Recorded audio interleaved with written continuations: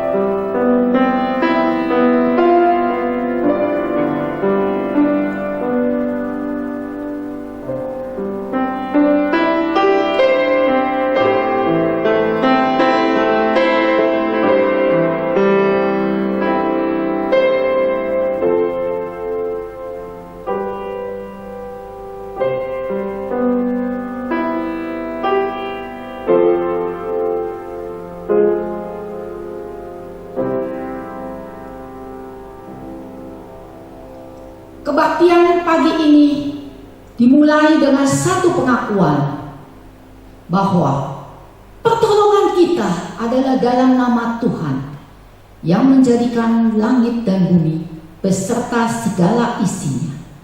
Kasih karunia dan damai sejahtera dari Allah Bapa Tuhan kita, Yesus Kristus, akan memberkati kita sekalian. Amin. Kasih Tuhan begitu besar. Dia rela mati buat kita orang yang berdosa. Untuk itulah sepatutnya lah Dia menerima pujian, hormat, juga syukur. Mari jemaat sekalian, kita mengagungkan Dia. Bagi Dia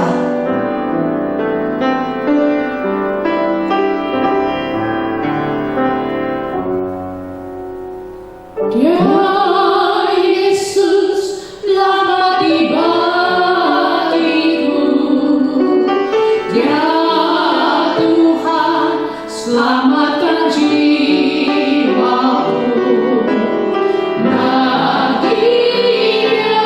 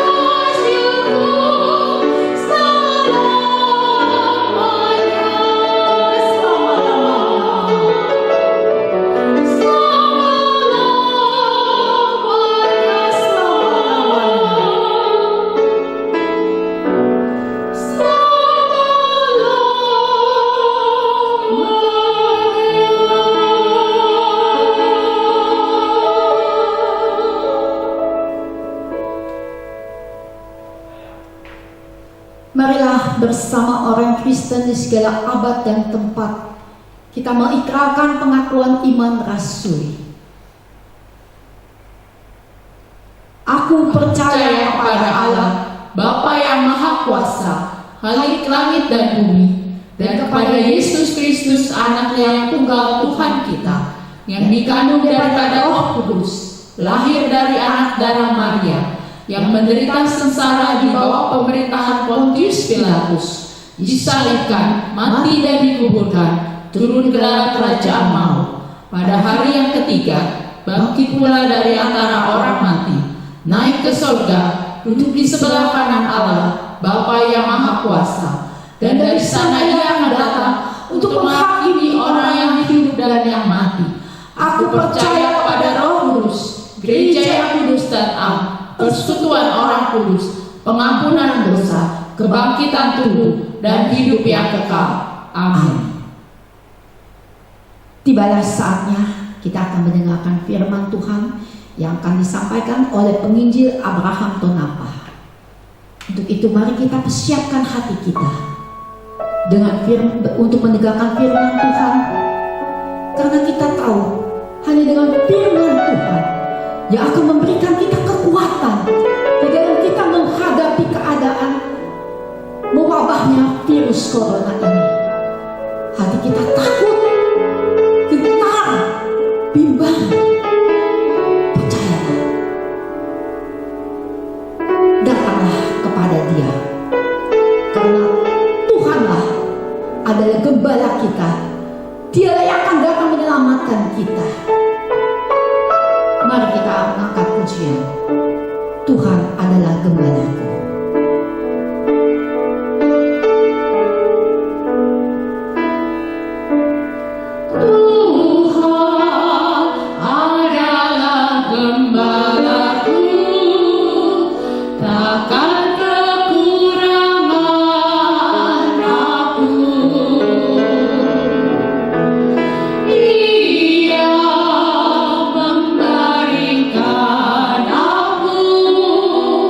Di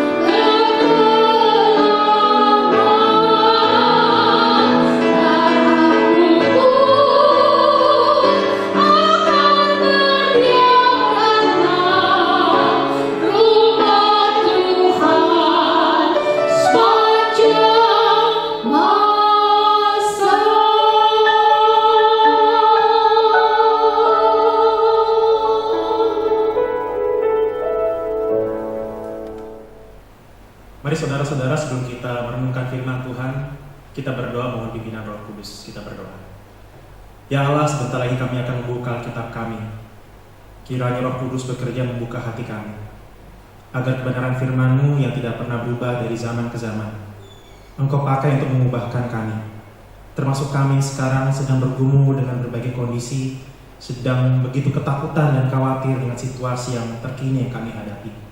Kiranya firman memberikan penguatan, penghiburan, dan semangat, serta pengharapan untuk menjalani hidup yang diperkenankan Tuhan. Bersabdalah ya Allah, karena kami umat-Mu bersedia mendengar firman-Mu dan menaatinya.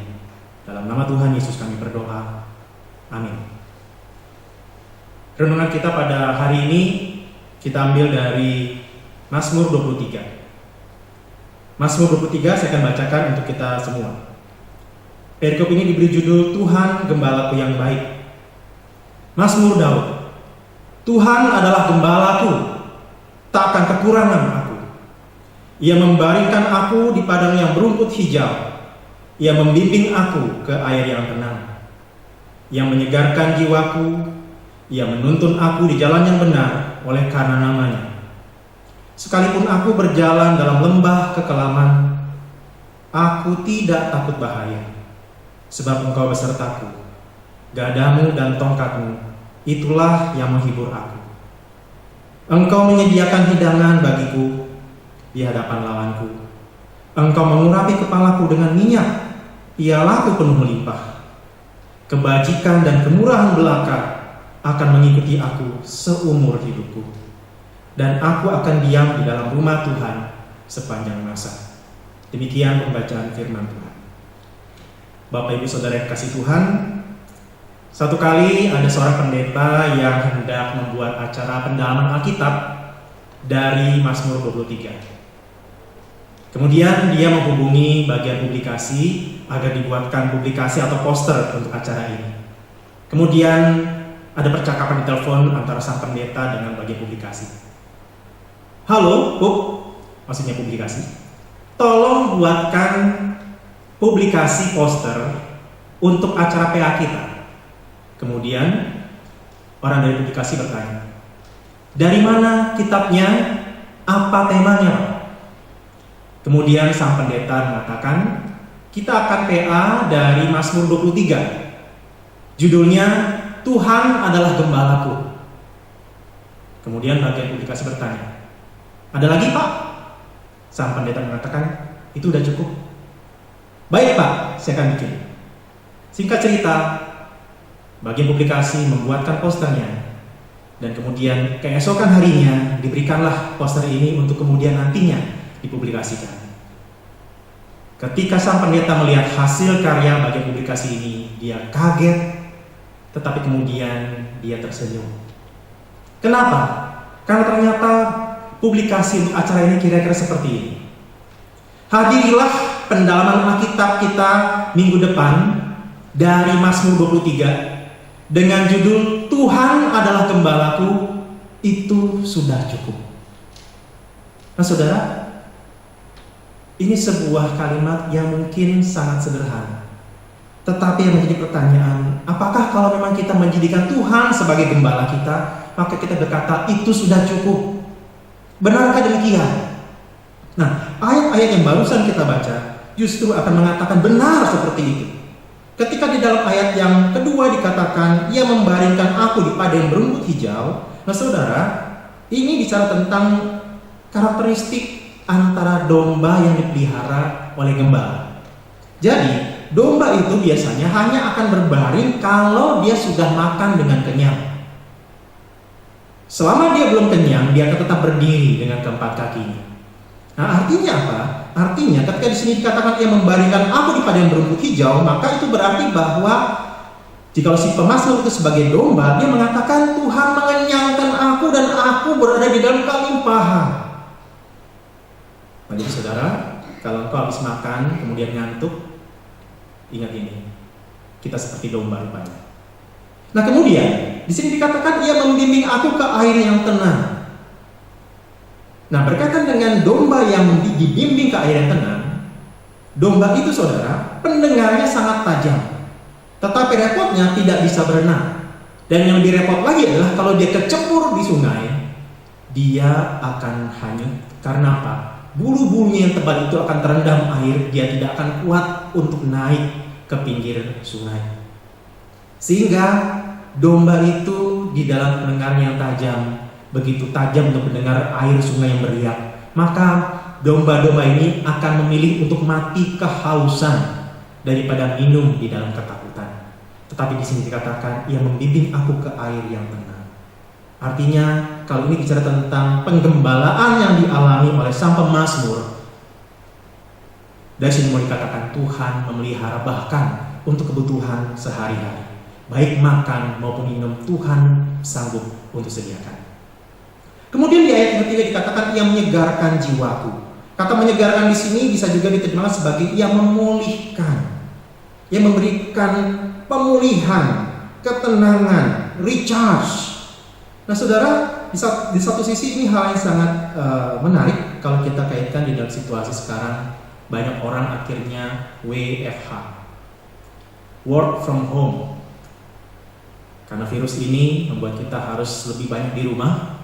Tidak jarang akhirnya banyak orang yang harus lebih banyak beristirahat. Dan ini sangat baik sekali khususnya untuk orang-orang yang gila kerja. Dan izinkan Tuhan untuk membuatmu pulih di tengah-tengah tekanan, paksaan untuk engkau terus bekerja. Dan kemudian di sini katakan, ia menuntunku di jalan yang benar. Nah saudara, domba itu meskipun pendengarannya tajam, tetapi matanya itu rabun, sehingga dia itu bisa tersesat di dalam kerabunannya. Dia itu membutuhkan gembala untuk menuntun dia.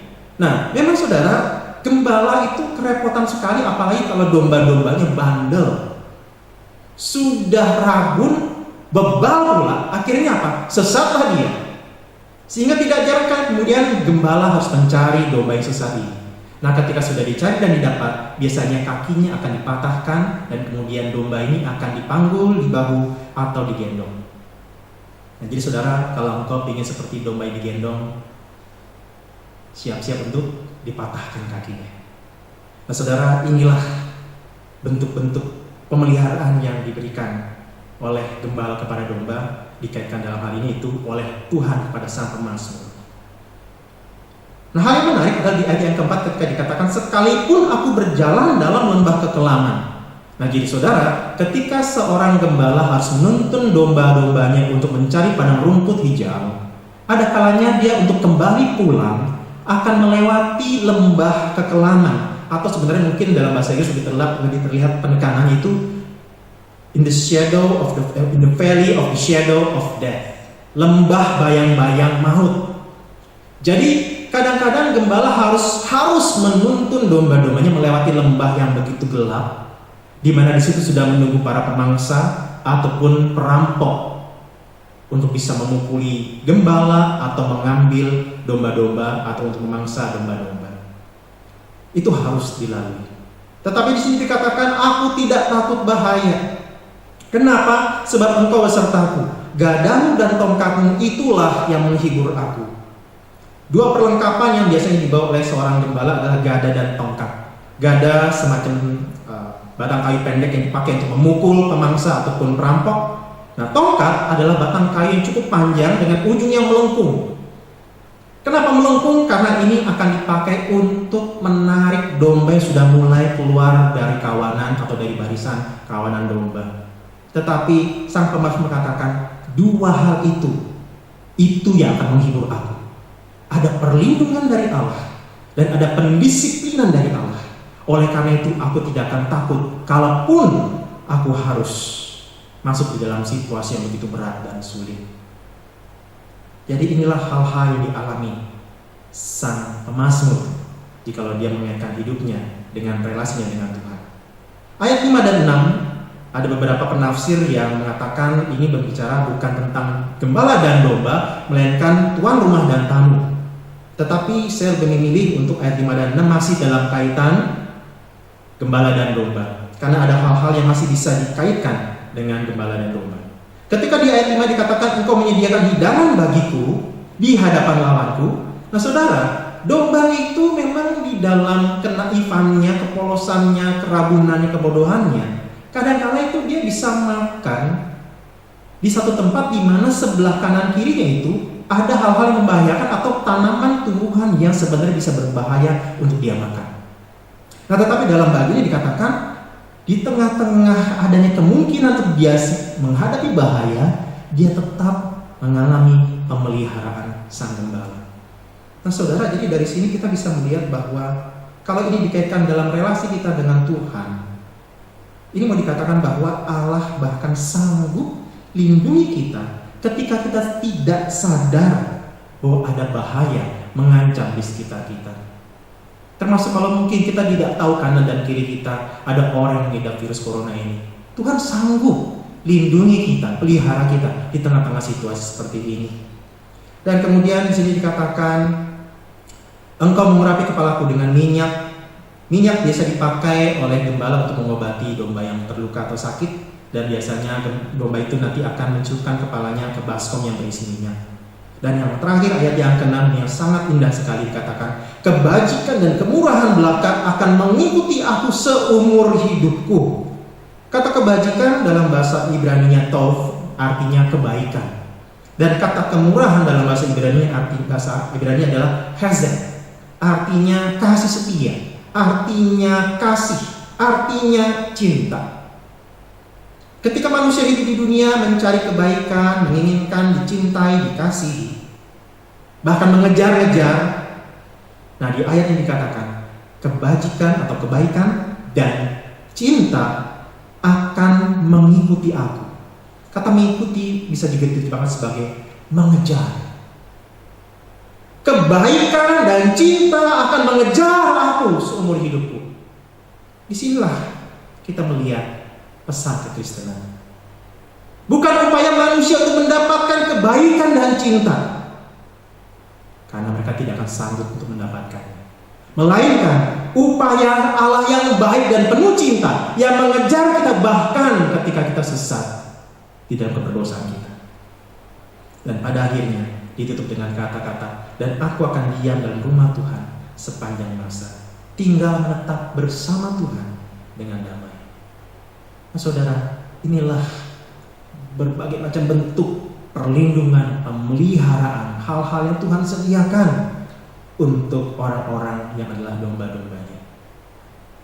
Di masa sekarang ini kita makin sadar kita membutuhkan pertolongan Tuhan, kita membutuhkan perlindungan Tuhan, penjagaan Tuhan, topangan Tuhan, khususnya di tengah-tengah mewabahnya virus COVID-19 ini. Tetapi yang menjadi pertanyaan, apa jaminannya bahwa dia pasti akan pelihara kita? Orang lain mungkin dia akan pelihara, orang tertentu dia akan jaga, tapi apakah kita, apakah saudara dan saya akan dipelihara oleh dia? Apa jaminannya bahwa dia pasti pelihara kita? Yohanes 10 ayat 11 saya akan bacakan. Di dalam Yohanes 10 ayat 11 dikatakan, ini adalah Tuhan Yesus yang mengatakannya, akulah gembala yang baik. Gembala yang baik memberikan nyawanya bagi domba-dombanya. Kalau Yesus adalah gembala bagi domba-dombanya, maka ayat ini mengatakan dia bahkan berikan nyawanya untuk domba-dombanya. Apa jaminannya Allah pelihara kita? Apa yang menjadi hal yang pasti, yang menjadi pegangan kita bahwa dia pasti melindungi kita? Jawabannya adalah kayu salib. Kayu salib ada jaminan di mana Allah memberikan apa yang dianggap paling berharga buat kita. Itu apa? Nyawa. Yesus berikan nyawanya untuk kita. Ketika sekarang kita sedang ketakutan dengan virus corona yang jangan-jangan akan merenggut nyawa kita takut kehilangan nyawa kita, Yesus malah berikan nyawanya untuk kita. Kalau hari ini kita sedang mempersiapkan diri untuk masuk di dalam masa-masa Paskah, Jumat Agung dan Paskah, kita rindu untuk wabah penyakit corona ini tidak menutup pandangan kita dari Kristus dengan karyanya yang menyelamatkan, memulihkan, mengampuni kita.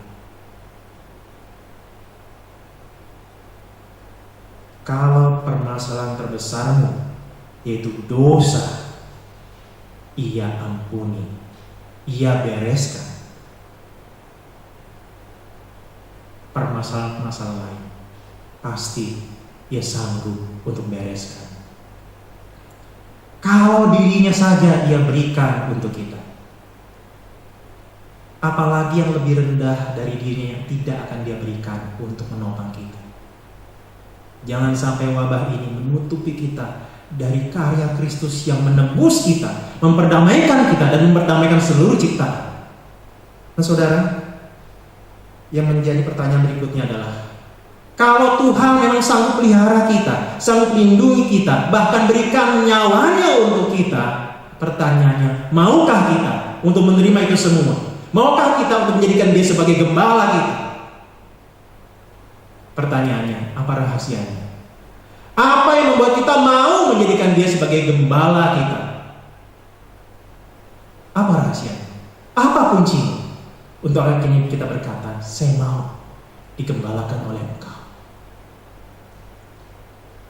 Sederhana. Jawabannya adalah, terima kenyataan bahwa kita hanyalah domba.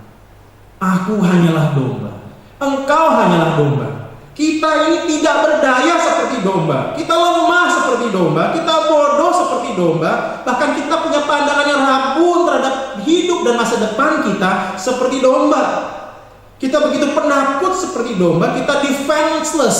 Tidak ada perlindungan seperti domba. Sebelum kita sampai kepada pemahaman ini, penghayatan ini, tidak mungkin kita menjadikan Allah kita sebagai gembala kita. Saudara, maukah engkau menjadikan Yesus sebagai gembala agungmu? Bukan hanya karena wabah virus corona ini, tetapi di dalam keseluruhan aspek hidupmu. Bukan hanya hari ini, tetapi sampai nantinya engkau mengakhiri hidup di dunia ini. Sebagai penutup, satu kali ada sebuah acara mengenai pembacaan kitab Mazmur 23 ini. Jadi ada orang-orang yang kemudian akan maju di depan hadirin untuk membacakan kitab Mazmur 23 ini, dan kemudian jemaat atau hadirin itu akan kemudian memberikan apresiasi. Beberapa orang maju, mereka kemudian membacakan Mazmur 23 ini. Sampai kemudian ada satu kesempatan di mana ada seorang penyair yang maju ke depan dan membacakan Mazmur 23 tersebut. Dia membacakannya dengan penuh penghayatan. Dia menggunakan berbagai teknik-teknik sastranya, dan ketika dia membacakannya, jemaat terpukau dengan keindahannya. Jemaat atau hadirin bangkit berdiri memberikan tepuk tangan karena keindahan dan kemampuannya di dalam membacakan Mazmur 23 ini. Sampai pada akhirnya di dalam acara ini tibalah seorang anak kecil yang hendak membacakan Mazmur 23 ini. Para hadirin kaget dan bingung. Kenapa si anak kecil ini bisa-bisanya mau maju ke depan dan membacakannya? Ketika tiba waktunya dia membaca, sang anak kecil ini membacakan Mazmur 23 ini dengan perlahan-lahan, dengan lambat, dengan penuh penghayatan, sampai kemudian beberapa hadirin mulai matanya berkaca-kaca. Beberapa mulai meneteskan air mata. Beberapa sudah tidak tahan untuk menangis di kursi penonton tersebut. Para hadirin tersentuh, terharu ketika si anak kecil ini membacakan Mazmur 23. Selesai acara, kemudian si kecil ini ditanya, bagaimana mungkin kau bisa membacakan Mazmur 23 sedemikian menyentuh kami? Bahkan penyair yang hebat barusan tidak sanggup melakukannya untuk kami. Kemudian si kecil ini mengatakan, jika penyair tadi membacakan Mazmur 23, dia sedang membaca Mazmur Gembala. Tetapi saya sedang menyampaikan tentang gembala dari Mazmur. Si penyair menyampaikan apa yang dia tahu, tetapi saya menyampaikan apa yang saya tahu dan yang saya alami bersama-sama dengan sang gembala dari Mazmur itu. Saudara, dalam firman Tuhan pada hari ini, engkau mengizinkan Allah menjadi gembala agungmu, mengizinkan Dia dengan cintanya untuk terus menjaga, memelihara, melindungi, mendisiplin engkau. dan mengarahkan engkau untuk tetap hidup berpengharapan di dalam Dia. Biar firman Tuhan ini menolong kita. Mari kita berdoa. Ya Allah, kami sadar kami tidak berdaya, tetapi kadang kami lupa diri. Kami merasa hebat, kami merasa kuat sebelum masalah besar terjadi.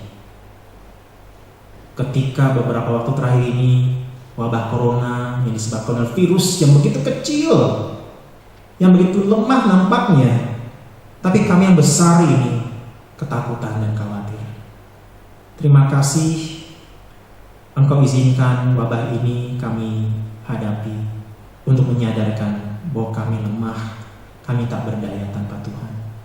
Oleh karena itu tolong kami untuk mau menjadikan Engkau ya Allah sebagai gembala dalam hidup kami, yang memelihara kebutuhan sehari-hari kami di tengah-tengah kondisi perekonomian yang mungkin bisa jadi tidak stabil. Tetapi terlebih, tolong kami untuk menjadikan Kau sebagai gembala kami, baik untuk jiwa kami, bahkan untuk kekekalan kami. Inilah doa kami. Dalam nama Tuhan Yesus kami berdoa. Amin.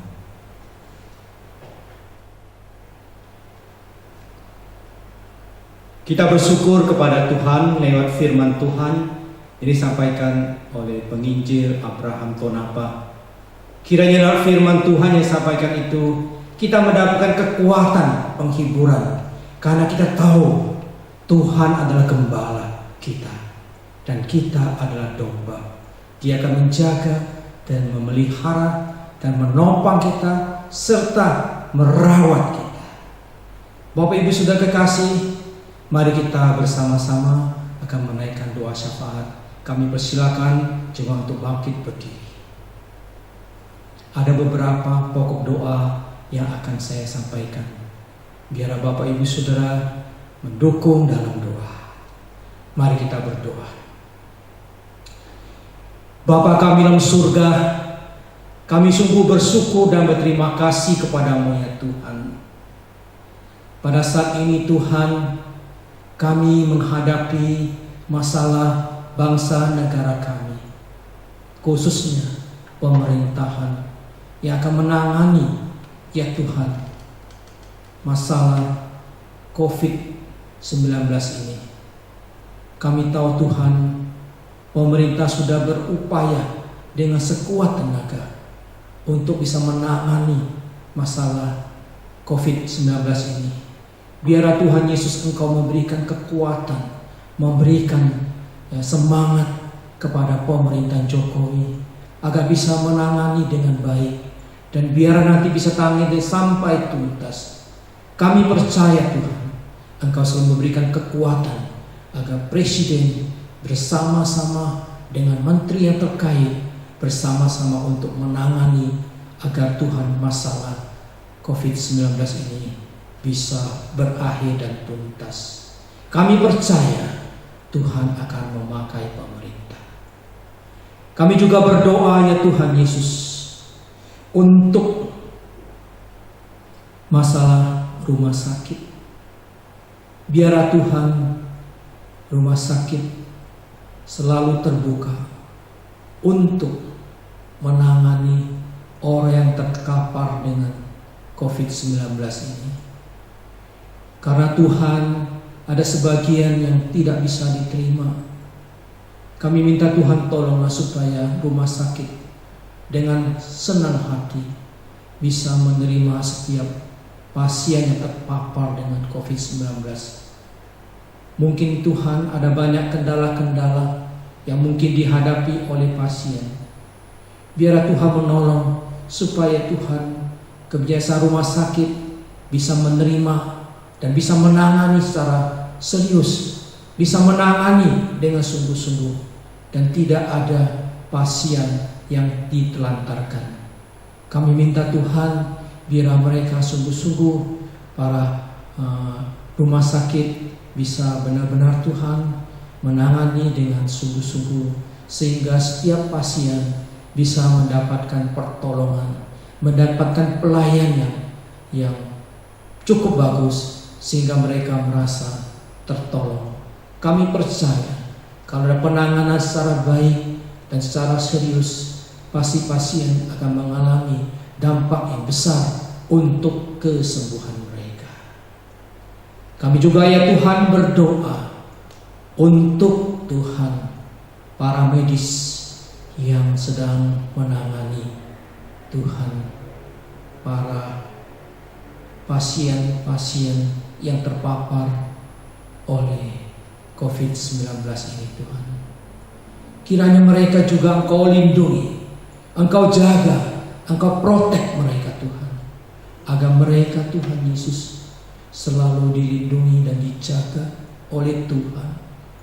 Kami juga berdoa untuk juga juru rawat yang membantu dokter untuk menangani Tuhan pasien-pasien yang terkena COVID-19 ini, agar mereka juga Tuhan Kau lindungi, Tuhan jaga, Tuhan protek mereka supaya mereka tidak tertular oleh penyakit virus corona ini.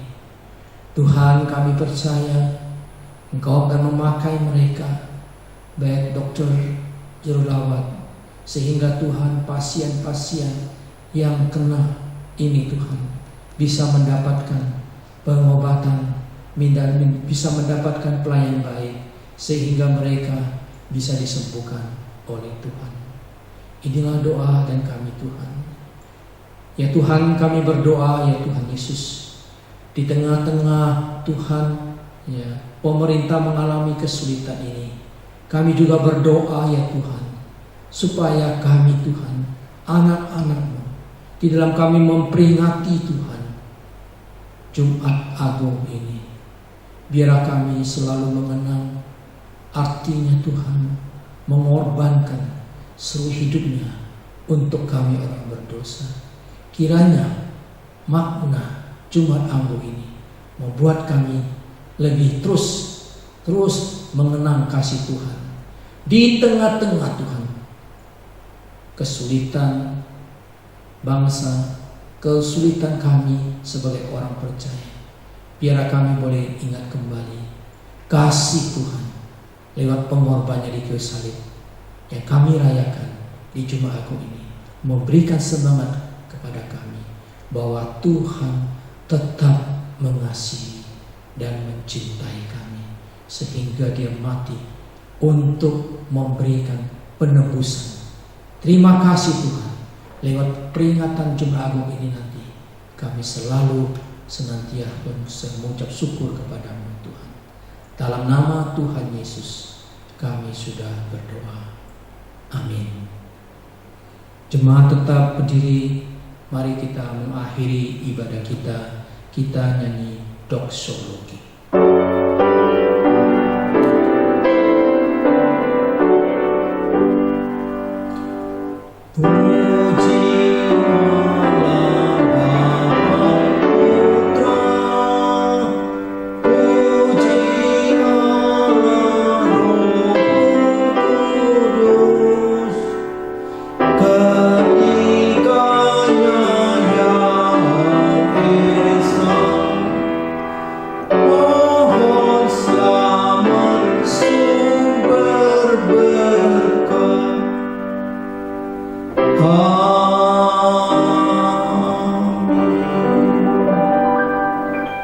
Jemaat yang kekasih, mari arahkanlah seluruh hati, jiwa, dan rohmu kepada Tuhan. Dia sumber berkat, akan memberkati kehidupan kita. Kiranya cinta kasih daripada Allah Bapa yang tidak berkesudahan itu selalu ada di atasmu, dan damai sejahtera yang berkelimpahan dari Tuhan kita Yesus Kristus kiranya terus-menerus memenuhi hati dan pikiranmu. Pertolongan, penghiburan dari Roh Kudus senantiasa diam menyertai kehidupanmu, mulai hari ini hingga sampai selama-lamanya. Amin.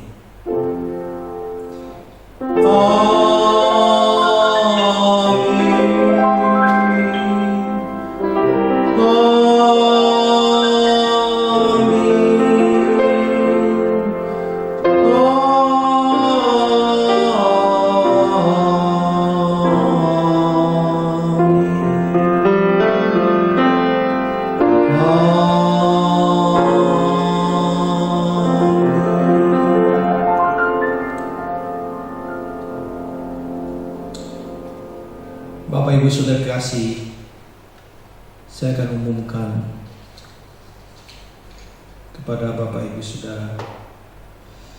Bagi Bapak Ibu Saudara yang mau memberikan persembahan, Bapak Ibu bisa transfer di Yayasan GKP Kartini dengan nomor rekening BCA 001 373 1150.